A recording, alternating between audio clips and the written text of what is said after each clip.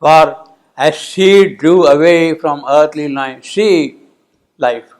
the greater life, as she drew away from earthly life, as she is moving away from the material things, a tenser drag was felt from the unknown. A tenser drag was felt from the unknown. By whom?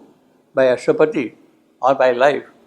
A tenser drag was felt from the unknown. Means it is she who is kind of driven.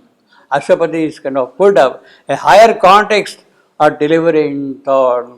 Higher context of delivering thought. It is not just mind now. Some sort of a delivering thought is the one which is prompting you to search what is there in the unknown.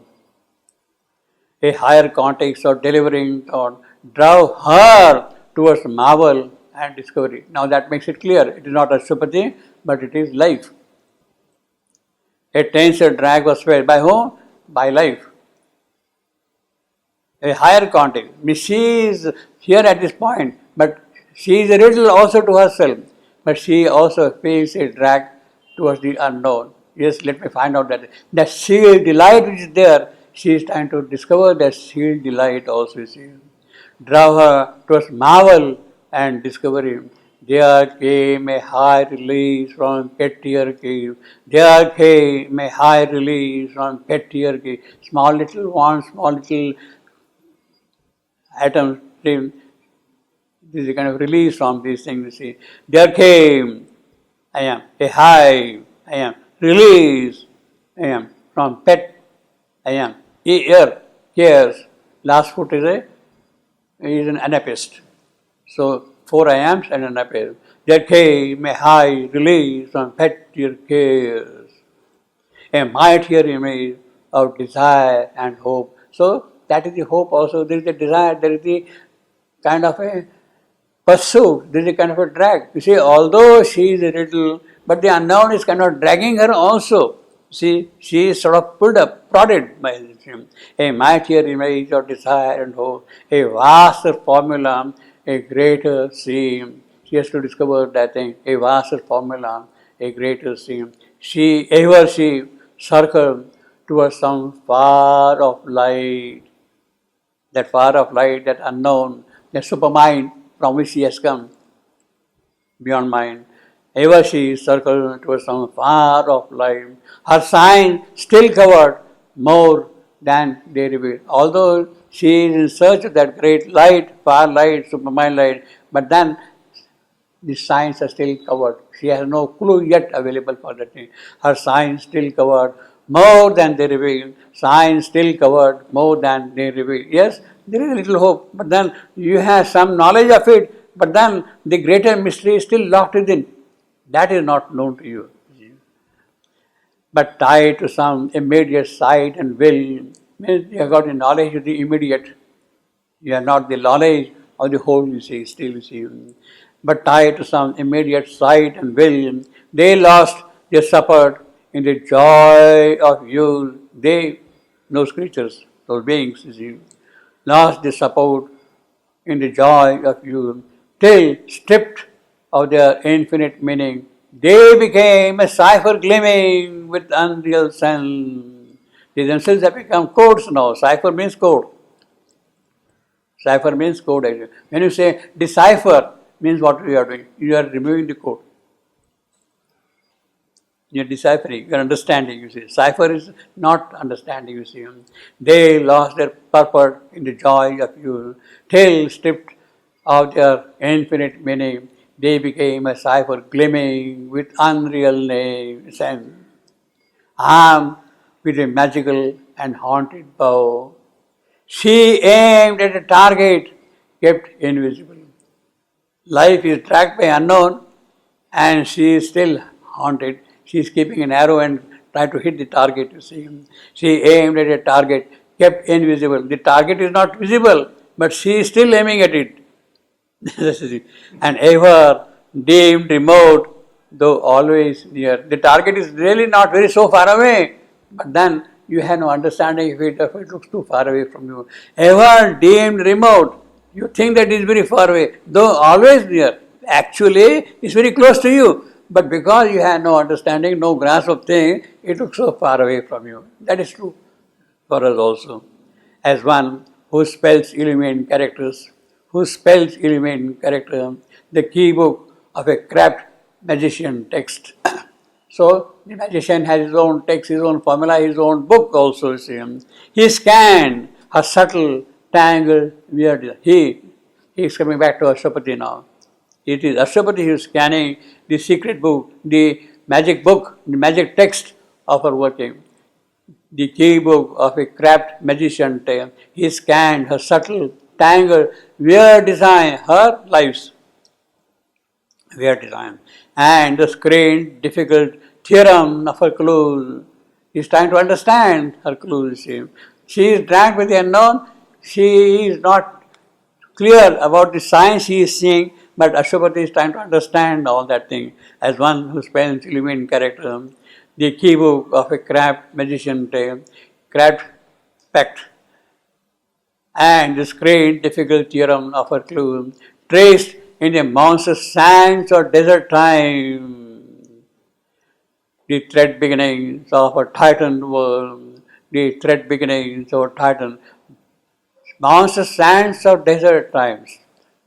Now it's a kind of a desert because there is no object by which something can be gained without any fruit, without any tree. Trace the monstrous sands because you walk in the sand, but then the markings go away immediately. They don't remain there. See, trace the monstrous sands of desert time, the thread beginnings of her titan world. Her titan world, really, she has done great works.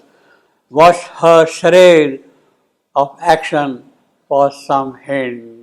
Charade of action for some hint. He is watching, yes, she is speaking in charade. Charade means a word or a phrase or whatever it is, you break into syllables, and with each syllable you make signs like this, charade. And then the person who is seeing those signs, he is supposed to decipher that what that word is. That is the charade, you see. That what that word is, you see. Mean you make sign. And from that you are supposed to make meaning of that, you see. This is charade. Charade also means masquerade in a certain sense, you see. The thread beginnings of her titan worm was the charade of action for some hint. So from that charade, he wants to understand what that is really, you see. Really it is a charade because there is no full understanding of things. So what can you make of it, you see.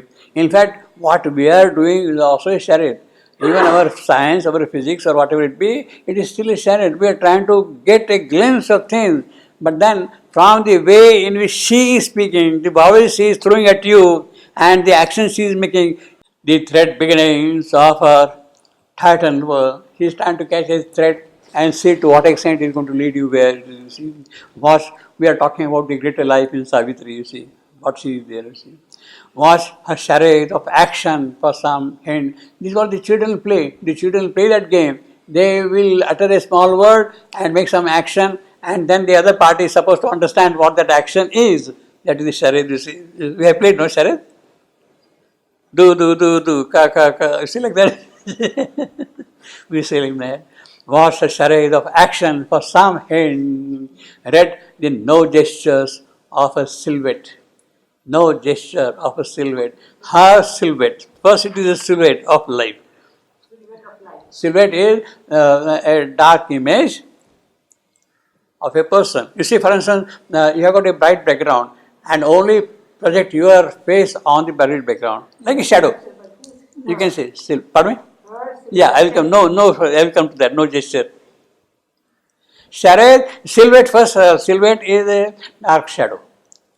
In fact, silhouette is a word which has come from French.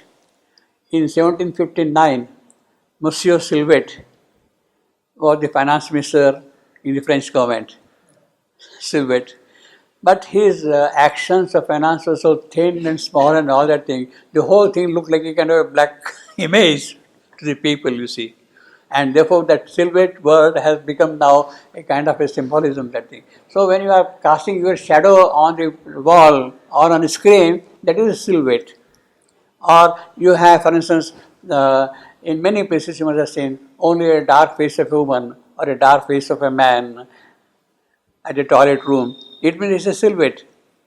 It is a silhouette, you see. Many times I got to like that, you see, dark face of a man. So it is a silhouette of a man, showing that this is for men. This toilet room, this for women, like that. You see, that's what they do. Now, no gestures of a silhouette. So the silhouette itself is making a no gesture. No gesture. No is a capital here, and it actually means that he is referring to the language of communication which is very common in the Japanese people, among the Japanese people. Most of the time they communicate with gestures. Like that, you see. Come, come, come, go, go, go, like that, you see. By gesture. So that is the no gesture. So now no gesture is for them cross hand. No, no, no, no, no. Instead of saying no, you say like that. There is no gesture, you see. You say instead of no, no gesture, you see. Or you say,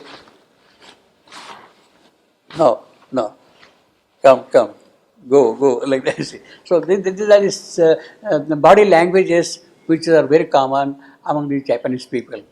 And this word no gesture is a very popular term that way. Instead of saying no, they will make a gesture. They will not say, utter the word no. They will simply say, no, no, no, no, go, go, like that, you see. Read the no gesture of a silhouette. So now you see how concrete the image has become. Charade, no gesture, silhouette. They are all together now. Charade is the puzzling language of children, they speak to each other. No gesture is a body language. Silhouette is a shadow figure. The shadow figure which is casting, which is making signs. And it is on the basis of that life is moving. So there is a kind of an image, a dark image, and the dark image is come, come, go, go. No, no, no, you are in danger, like that. No, no, no, don't go like that. There is a danger there, you see, like that, you see. So by that only life is moving. Read no gestures of her silhouette. So Ashwapati is trying to understand the way the life is moving here. Her no gesture. Read the no gestures of a silhouette and strove to capture in their burden drift, their burden drift of the silhouettes, their burden drift, the dance fantasy of a sequence escaping into rhythmic mystery, a glimmer of fugitive feet on fleeing soil, a glimmer of fugitive feet on fleeing soil. So this is the way now life, I mean there is so much of uncertainty of understanding how life is working, how life is moving here, you see. Because the best instrument available for life at the moment is mind. And when you are trying to understand with mind, then all becomes so vague and uncertain and kind of misleading also in a way, because you don't know whether you are really on the right track or not, you see. So in that sense, as I said earlier also, the physical science has at least found something very definite. It has found a certain way of asserting what it has understood by empirical rationalism. That is called the empirical rationalism. By saying, by conducting an experiment, you verify it is yes or no. Tomorrow your knowledge may change, your understanding may change, but today at least you are definite about what you have understood on the basis of experimental observation. So observation is the best thing. So metaphysics, you can keep on arguing endlessly. Metaphysical arguments are endless, you can keep on arguing. In fact, that is what people have been doing. And most of our arguments are metaphysical arguments which have no basis on any finite, rational understanding of things which work, which things are there. You don't have the dance fantasia of a sequence, escaping into rhythmic mystery, a glimmer of fugitive feet on fleeing soil. The soil itself is fleeing in the labyrinth pattern. So this is the way Ashwapati was until now a riddle to himself, but he is trying to go through the trail by which life is moving from spring to spring.